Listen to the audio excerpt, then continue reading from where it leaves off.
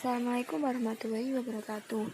Saya mewakili kelompok 3 ingin menjelaskan materi kami yaitu teknologi digital. Sebelum lanjut untuk menjelaskan materi, perkenalkan nama anggota kelompok kami yaitu Cynthia Kartika Putri, Dini Dwi Pratiwi, Siti Nur Nikmatul Zainab, Muhammad Said Yusuf Al-Faki, M. Kelvin Lauren Egi Pratama. Masuk ke pengertian. Teknologi digital adalah suatu alat yang tidak menggunakan tenaga manusia secara manual, tetapi lebih pada sistem pengoperasian otomatis dengan sistem komputerisasi atau format yang dapat dibaca oleh komputer. Teknologi digital pada dasarnya hanyalah sistem penghitungan sangat cepat yang memproses semua bentuk-bentuk informasi sebagai nilai-nilai numerik atau kode digital. Lanjut ke sejarah pengembangan teknologi digital. Pertama kali dipelopori oleh Alexander Graham Bell yang menemukan telepon pada tahun 1875. Berikutnya diikuti oleh transmisi suara tanpa kabel melalui siaran radio AM yang pertama. Selanjutnya transmisi audio visual tanpa kabel yaitu televisi. Pada tahun 1943, pertama kalinya komputer beroperasi. Lalu teknologi tersebut berkembang dengan menjadi teknologi digital pada zaman saat ini. Lanjut ke penyimpanan data. Penyimpanan data adalah perekaman informasi dalam media penyimpanan. Terdapat dua jenis penyimpanan dalam sebuah perangkat, yakni memori internal dan memori eksternal.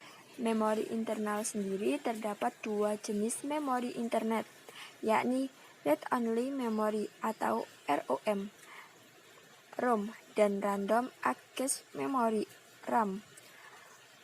ROM adalah perangkat keras atau hardware di dalam komputer biasanya berupa chip memori semikonduktor yang isinya hanya dapat dibaca dan tidak bisa ditulis berulang-ulang. Data yang disimpan di dalam ROM tidak akan mudah menghilang meskipun tidak terhubung dengan satu daya. RAM adalah perangkat keras yang isinya dapat diubah dan ditulis ulang berkali-kali. Jenis memori yang disimpan di RAM mudah menghilang dan menguap. Random artinya data yang disimpan di RAM dapat diakses secara acak. Umumnya RAM memiliki kapasitas tertentu, misalnya 1 GB, 2 GB, dan seterusnya. Sedangkan memori eksternal sendiri, yaitu memori internal adalah memori eksternal adalah memori yang bersifat tambahan. Memori eksternal berfungsi untuk menyimpan data maupun program. Karena bersifat tambahan, memori eksternal mudah dibongkar pasang. Beberapa contoh memori eksternal yakni 1. Hard disk, 2. Flash disk, 3. zip drive, 4. floppy disk, 5. compact disk, dan digital versatile disk, 7. cold storage. Berikut kami jelaskan dua contoh dari memori eksternal yaitu 1. Hard disk merupakan media penyimpanan luar yang menggunakan disk atau piringan pada hard disk. Data direkam pada sektor-sektor melalui head yang merupakan medan magnet berasal dari arus listrik 1 dan 0 on or off. Kedua ada flash drive. Flash drive ini merupakan teknologi pengembangan dari zip drive yang menggunakan teknologi flash. Flash ini berupa chip memori yang dapat data dan dihubungkan dengan interface atau USB. Lanjut ke transmisi data. Transmisi data merupakan proses untuk melakukan pengiriman data dari salah satu sumber data ke penerima. Data menggunakan komputer atau media elektronik. Transmisi data terbagi menjadi dua, yaitu transmisi analog dan transmisi digital. Apa sih sinyal analog dan apa sih sinyal digital? Sinyal analog disebut dengan broadband merupakan gelombang-gelombang elektronik yang bervariasi dan secara kontinu ditransmisikan melalui beragam media tergantung frekuensinya. Sinyal analog bisa diubah ke sinyal digital dengan dimodulasi terlebih dahulu. Sinyal analog merupakan sinyal untuk menampilkan data analog. Contoh data analog adalah suara, audio, dan video. Selanjutnya, sinyal digital. Sinyal digital merupakan sinyal untuk menampilkan data digital. Data digital merupakan data yang memiliki deretan nilai yang berbeda dan memiliki cara sendiri, misalnya teks, bilangan, bulat, dan karakter-karakter lain. Data dalam bentuk karakter-karakter yang dipahami manusia tidak dapat langsung ditransmisikan dengan mudah dalam sistem berkomunikasi data tersebut harus ditransmisikan dalam bentuk biner terlebih dahulu, bilangan 0 dan 1. Jadi data ini ditransmisikan dalam bentuk deretan bit. Lanjut ke media transmisi data. Untuk melakukan transmisi data diperlukan suatu media seperti bus kabel yang biasanya terdapat pada perangkat internal komputer. Untuk eksternal komputer, dalam transmisi data dapat menggunakan kabel eksternal atau wireless, serta Wi-Fi-nya dan nirkabel. Berikut contoh yaitu satu kabel atau wireless. Yaitu di gambar 1 ada kabel pilin, di gambar 2 ada koaksil, dan gambar 3 ada serat optik. 2 ada nirkabel atau wireless.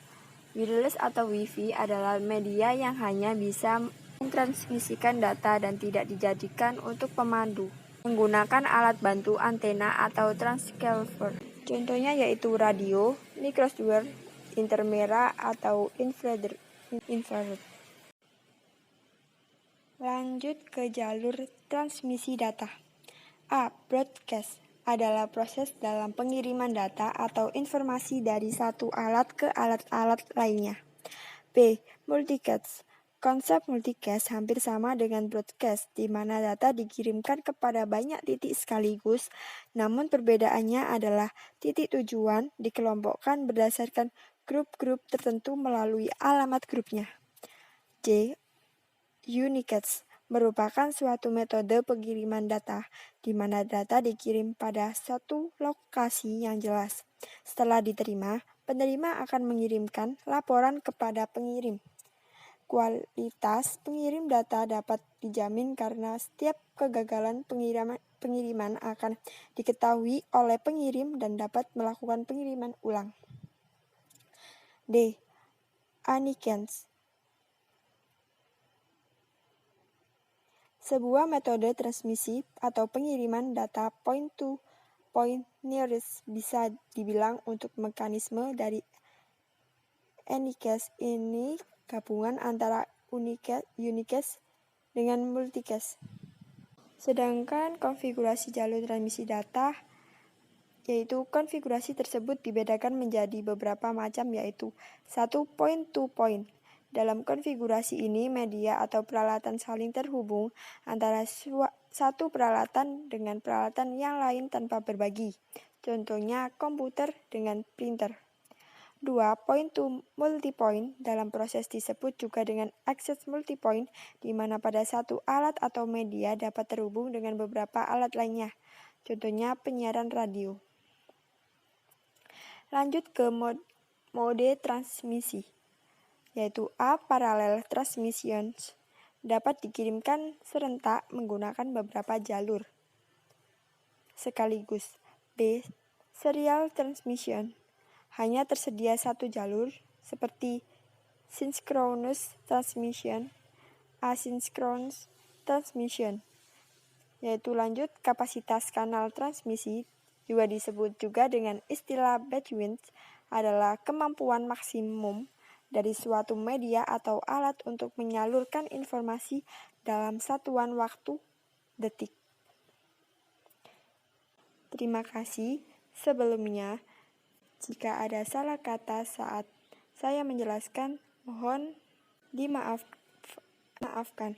Wassalamualaikum warahmatullahi wabarakatuh. Terima kasih.